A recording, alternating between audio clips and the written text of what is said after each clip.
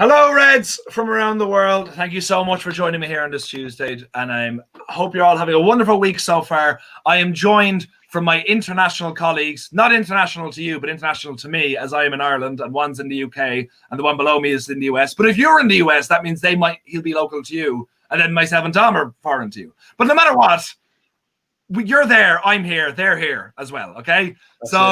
Please welcome, for the first time with me anyway, Dom to the left of me, Sean to below me. How are we doing, lads?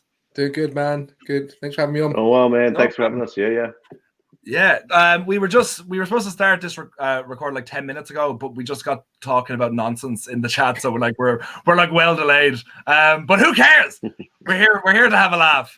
But guys, first of all, we all caught the game on Sunday. What are our first thoughts about a couple of days post Pass City? What are we thinking of that result now? I'll go first. You know what? I said it yesterday. I feel like on hindsight, it's a good point. It's a good point knowing what all the other teams have done and how the big six, as we say, have dropped points. And it just builds us a platform to go to Sheffield United knowing that we haven't lost, because when we lose, it feels like the grey cloud comes. No one talks. Everybody doesn't talk to Ollie. No one cares. They're not talking to their wife or missus. It's just it's the most doomsday feeling. But now, knowing that the other teams dropped points, knowing that other teams lost, and we've got a point against a good City team. I don't care if they went on it. They're still City. It's a good point, and that gives us a platform for Sheffield United. Absolutely. And you just reminded me there that this name of this show is the 3-point program. I think that's what Ben calls it. He always gives out to me, and he has a catchphrase which I always mess up. And every time I host a preview, so I'm going to give it a go again. It's a 3-point preview. That's it. And how can you not look forward to a game if you're not looking forward to 3 points? Wow. Yeah, that was pretty seamless. Sean, you seem incredibly impressed. Listen, I'm just waking up from the game yesterday. It put me to sleep that much. However, I think that in hindsight, obviously hindsight's always 20/20. It is a good point. However, I just didn't feel like a derby to me.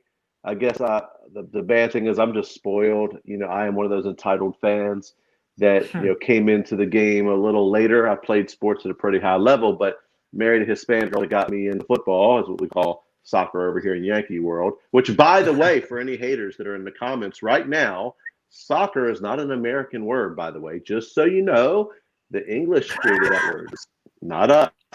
So anyway, that's what the game was actually called when it was created. But anyway, that's your history lesson for the day. So, by the way, I just feel like ultimately, I just was a little disappointed. I was shocked by Pep going defensive the way that he did. And I felt like it was two managers really just, it was cagey, but, and all just the stuff that comes out of his mouth. Sometimes I wish we wouldn't let him speak, because he's like, this is the best performance I put in as a coach against City. No, it's not. And we've all witnessed the other games. You slapped Pep 3 times last year, by the way. And when we have more possession, passing around the back, side to side. And, so, at the end of the day, obviously we didn't want to lose. And I understand why Ollie did it, because of the pressure that the guy is under. I mean, he could not, on the back of the Leipzig performance, really manage to get beat real bad. So I get it. Yeah. It's just a little disappointing, because today I was on a radio show here in the States with a guy who's actually a legend of Manchester City. Believe it or not, they actually do have some, because they were pretty decent like in the 60s. So, some of those guys, they have some shows over here in the States, expats. And he said the same thing. So he was just surprised by how both teams set up almost not to lose. And at the end of the game, if we could have just saw a few subs that just say, hey, because City were there to be had. They are City, but I've watched them a lot this year, and they're not as good. And KDB, I don't know what's going on with him, but anyone who says that he's better than Bruno Fernandes this year, you're either biased or not watching. Well, you're not going to find many people on this channel or in the comments that disagree with you on that. Get your thoughts into the comments, and we're going to get into our 3 points. And the first one is the Sheffield United game. I think, for me anyway, was always kind of like maybe a breather in between two big games. It was always, the City game was huge, because look, again, it's always been a big game against City since they were invented 10 years ago. I don't know what Sean's talking about, that they were a club before 2008. That must be an Americanism I don't understand. But they were built in 2008 as a corporation and have exploded from then. But aside from that, then Leeds, of course, coming on the 20th. Which is always, no matter, we could play them in the League Cup, we could play them in in the under 21s or whatever, and it'll always be a huge game as well, no matter where we are in the leagues, opposite to each other. So I was I actually forgot we were playing Sheffield United up until a couple of days ago, but I was thinking that's going to be a breather. But like for me, the fact that we have so many kind of results went our way over the weekend, even like we're saying, the 0-0 draw wasn't perfect, but I think going into that game, both sides were going to take that. I felt the way they set up, without putting real pressure on each other, they were kind of looking at each other going, if this game finishes with a draw, both of us are fine. We're not going to get called out by anyone. So we'll accept the draw. We'll win our next games. But the fact that Spurs drew, Liverpool drew, Chelsea lost, Arsenal don't matter. Who else? Anyone else drew? Well, City obviously drew as well. Yeah. And we're in a position now where we're 5 points behind the top two, with a game in hand, and they're playing Wednesday. So everything going well, we could be 2 points off the top come Friday, I think it is. So from everything that's happened, has this game suddenly gotten a lot more importance? Dom, what do you think? You know what? For me, every game's important. I don't think we as a club anymore should be just reeling off games and saying we're going to win that, draw, win, draw. We're not. And I don't think we should, because we need to take every game as an important game, because we're not consistent anymore. We don't have the privilege to start to reel off. We need to get back to that force where people say, "Oh, we've got Man United next game. We might as well just, I don't know. Yeah. Do you want to play, or do you want to play, mate?" Like they just need to know that we're going to win. We're not anywhere near that at the moment, but I'm hopeful that we will get back there, but it's going to take us some time. So for me, Sheffield United, regardless of what any results that happen on the weekend, obviously it's good. But regardless, this is a very important game. Every next game is important. And what makes this even more important is that we've got 2 games where the United fans that are just quite easygoing will say, "Oh, easy, we're going to win this." I don't care that they've got 1 point out of 12 games. Look, this is the same team that was fighting for Europa last season. We don't know when they're going to switch on. The owner of Sheffield United just came out and said, "Look, we're backing Wilder. We feel like even if we go down, we're still going to back him because he's the right man for the job." That never happens. I don't know if I believe it. Next week, we'll see a different news report. But for me, it's a situation where this is a very important game because it's the next game, and it will give us that platform again to stay in touching distance. We are one of those teams, again, that we don't really step up to teams like this. We only step up for the PSGs, the Real Madrids, the Leipzigs. Well, sometimes, mostly. But when there's a big game, we step up. When there's a game like this, you haven't got a clue who we're going to play, how the team are going to feel about it, and we make things hard work. But I've said this, I've tweeted about it all the time. I don't want to batter them. I don't care about that. I don't want a 4-0, 5-0. I just want to win. As long as we win, I'm happy. Yeah, absolutely fair enough. I can't disagree with anything you're saying there. But Sean, for yourself, has this game for you suddenly peaked up in importance, or is it just a game we should win? You know, for me, I think that I echo every sentiment that Dom was saying. Only thing I'll change is that I am way more deluded when it comes to the team. So I'm assuming that we're going to smash every single team, every single time, even though I know we're inconsistent CFC, even though I know for a fact that we could actually get turned over, which is scary. Can we? I mean, we probably we couldn't, could we? Istanbul rings a bell. At the end of the day, you know, for me, I just feel like every time we step on the pitch, we should win. I don't care who we're playing. I mean, I was so gassed about our team that people went, you know, in the Champions League, when we won the first 2 games, my feeling was we're winning this competition. Bayern, who? I don't care. Bring them. Like, that's just me. I'm that fan. However, you know, reality is hit, and we are so up and down, so inconsistent. I don't know what's going to happen, but that being said, I think we're going to win 6-0. But anyway, ultimately, you know, I think it's one of those games where, because of the next game, which we don't want to look past to get to that next game, even though I'm already feeling a little bit of, like when you get that stuff in your throat, you feel like you throw up a little bit. That's Leeds coming up. So they're on the horizon. And so, I don't want to look past Sheffield. So we have to go out, play on the front the whole time. I'm telling you this for free. I do everything I can to be respectful and a decent human being, that even when people don't agree with me, I show them appropriate, respect. But if Ollie sets up defensively against Sheffield, I'm just turning everything off for a week, and I'll see you guys after the Leeds match. Absolutely fair. But don't do that, because we'd missed you. But we'll keep this going, guys, and please keep your comments coming in. Do you guys in the comments feel that this game has suddenly become a lot more important for us, considering there is a lot more that we can get from it by hopefully having a convincing victory as well? But if we're going to that, we're going to have to discuss. We're not going to discuss the starting lineup, because the lads, once this video is finished, are going to put it into the chat what they think their starting 11 will be. But there's one point which will be could be a talking point coming into it, because this could be a good game for a certain player, or for both players. Do we go with hoping they're both fit? Martial should be, but do we go with Cavani or Martial to lead the line? Get your thoughts in the comments. But Dom, we'll go to you first. Which one? Where does your heart set in this? You know what? I don't know if Cavani's going to start. We'll probably find out in the presser with Ollie, and then all of our things will mean nothing. But I'm going to go on the basis that they're both available. Yeah. And for me, I feel like they both should start. I feel like Martial on the left is lethal. He loves to cut in. He loves to run at players, and his decision making, I think, is better than Rashford's on the left. Cavani has that sort of skill, awareness, that old school. I'm talking about Jermaine Defoe. When you get Jermaine Defoe, he'll shoot from when they whistle the halfway line. He'll shoot when there's he'll shoot on the range. He literally, he's one of those guys. He just loves to shoot. He's old school striker, and I love that.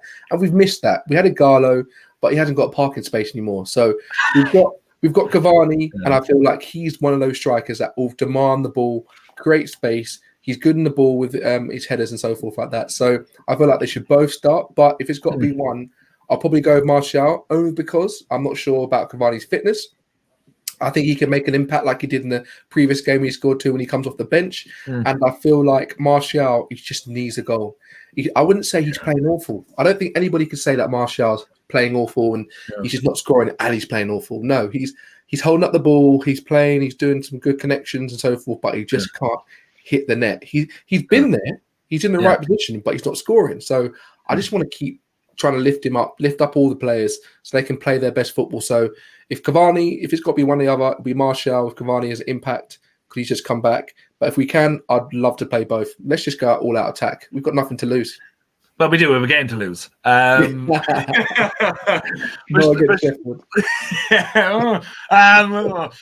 Sean, for yourself, buddy.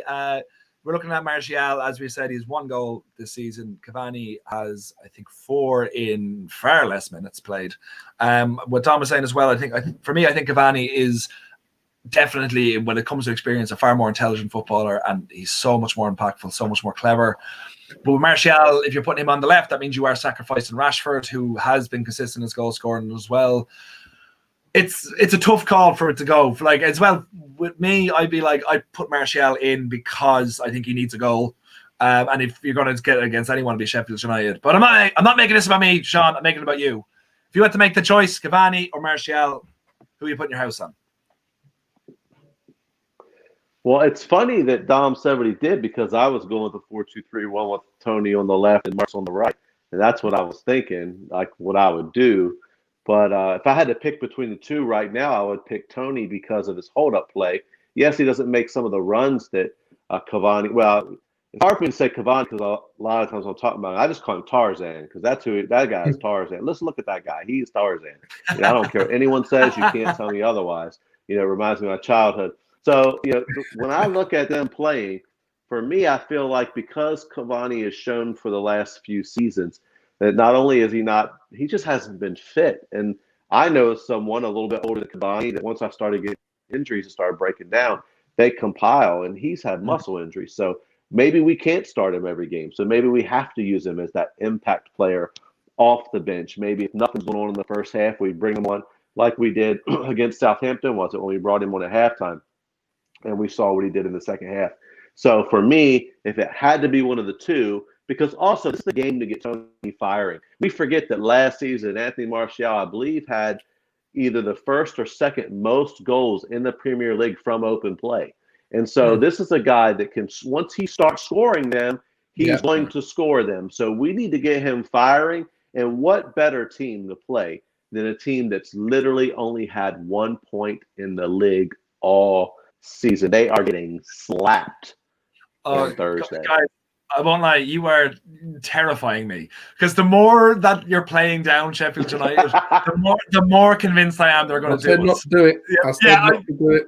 Yeah, I'm not doing it. I'm not doing it. Okay, Sean's doing it for all three of us, but like I'm pretending this isn't happening. All right. But the next point I was going to make, but we kind of covered it. I was going to say is our Sheffield United a potential banana skin, but we've all made our points kind of clear in that as long as we prepare properly, we should do them. So I'm going to alter this a little bit and stay with potential starting lineup changes and stuff like that.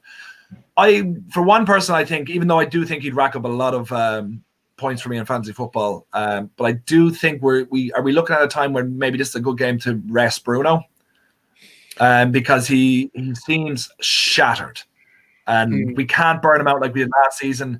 If we're guaranteed, we can't look at this as being guaranteed, as he said, but like a team we can beat without him, it should be this team, and give Donny a chance. What are you thinking, John? Yeah, that's a very good point, Joe. I think we're in a situation where the reliance is too heavy. We've seen Bruno come on and save our games so many times, and the whole reason we bought Van der Beek was, for me, two reasons: for when Pogba leaves as a long-term replacement, but also to give us depth because we're in so many different competitions. If we can't rest Bruno against a dude called McGoldrick, right?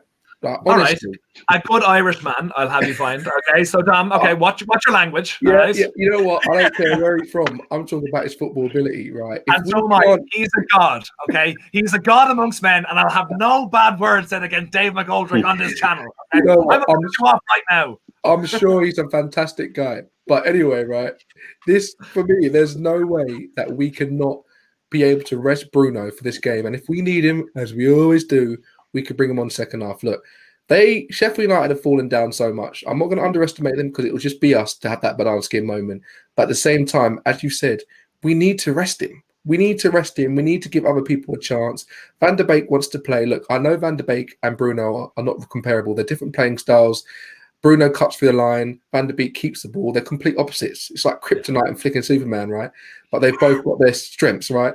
But for me, look, please, let's give Bruno a break. I know some people say, no, we have to play Bruno. What are you talking about? No. That's what depth is for. That's what the team is for. So, yeah, I would give Bruno a break. But I wouldn't be upset if he started the first half and then came off second half. Either way, we just need to win, man. Yep, absolutely. Just need to win. Sean, for yourself, is this the perfect opportunity to rest Bruno and maybe get a bit of minutes for Donny to impress, or do you think we should just stick to what's known and just go out there and destroy them? Hopefully. No, I think that ultimately, I think we're too heavily dependent on Bruno, and I'm not sure that with the pressure that Ollie is under, that he's going to make that type of big call to rest him. He needs a rest, and we all want to see Donny play. And the great thing about Donny is he can really play anywhere in the midfield coming through that Ajax system. He played most as a box-to-box 8 on the right-hand side. Yeah. So it's for me, the best midfield performance I can remember in 2020 for me was actually Fred, Paul, and Bruno against Sevilla.